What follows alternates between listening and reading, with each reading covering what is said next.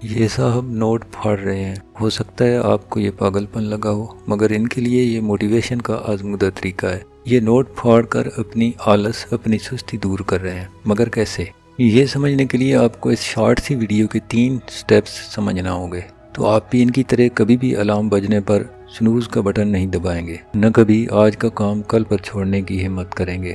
یہ 3 steps design ہی ایسے کیے گئے ہیں کہ آپ اپنے کام میں کبھی سستی کرنے کا تصور ہی نہیں کر سکتے، مگر تینوں سٹیپس میں سے ایک بھی آپ کو مس نہیں کرنا، کیونکہ یہ باہم ایک دوسرے سے ایسے جڑے ہیں کہ ایک کے بغیر دوسرا کام نہیں کرتا۔ ایک ریسرچ کے مطابق 8 ارب کی آبادی میں سے 7.5 ارب لوگوں کو روزانہ کروڑوں روپے کمانے کے آئیڈیاز آتے ہیں۔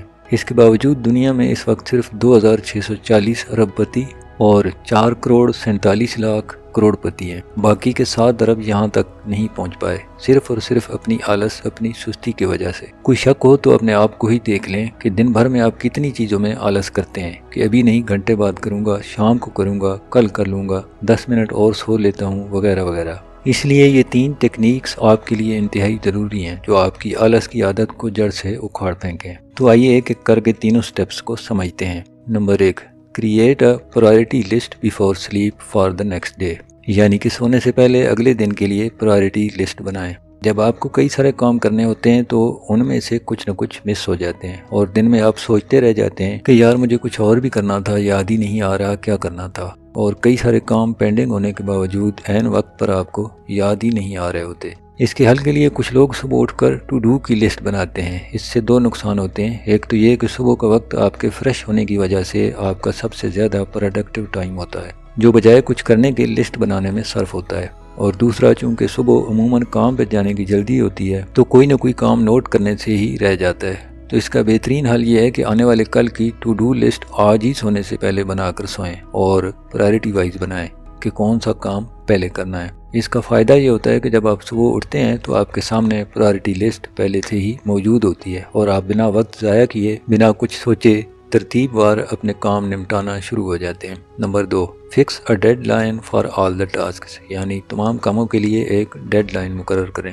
ہمارے ہاں سرکاری دفتروں میں کبھی کوئی کام وقت پر کیوں نہیں ہوتا؟ اس لیے کہ وہاں کسی ڈیڈ لائن کا تصور ہی نہیں، لہٰذا وہاں کوئی بھی کام وقت پر نہیں کرتا۔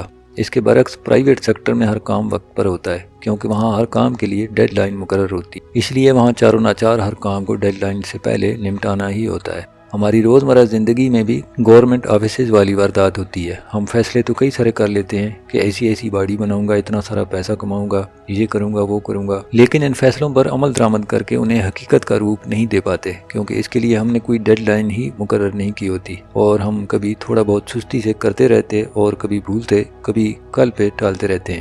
اس لیے ڈیڈ لائن مسٹ ہے، اس کے بغیر کسی کام کو شروع کرنا ہی گناہ سمجھیں۔ اب شاید آپ سوچ رہے ہوں کہ یہ کرنے کے باوجود بھی اگر ڈیڈ لائن مس ہو جائے تو کیا ہوگا؟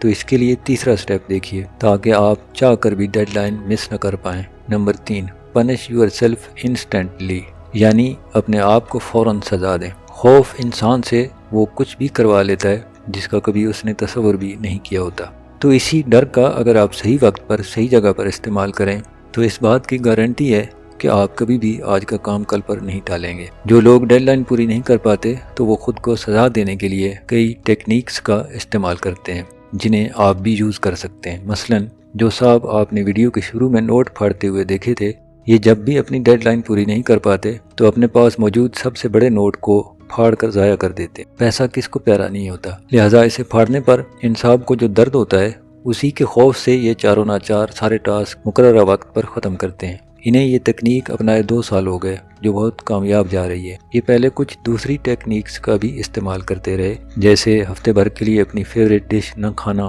ایک ہفتے کے لیے انسٹاگرام یا فیس بک وغیرہ یوز نہ کرنا، مگر ان سزاؤں کو یہ زیادہ دیر تک جاری نہیں رکھ پاتے تھے۔ تو انہوں نے انسٹنٹ پنشمنٹ کے بارے سوچا جو فوراً دی جا سکے اور اس کا اثر بھی لانگ ٹرم ہو۔ تب انہوں نے والیٹ میں سے سب سے بڑا نوٹ پھاڑنے کا طریقہ نکالا اور اپنا مسئلہ حل کر لیا۔ آپ کو یہ ٹیکنیکس کیسی لگی کمنٹس میں بتائیں، اور آپ کے ذہن میں کوئی ٹیکنیکس ہوں تو وہ بھی کمنٹس میں شیئر کریں تاکہ دوسروں کی بھی مدد ہو سکے۔ نیکسٹ ویڈیو تک اللہ حافظ۔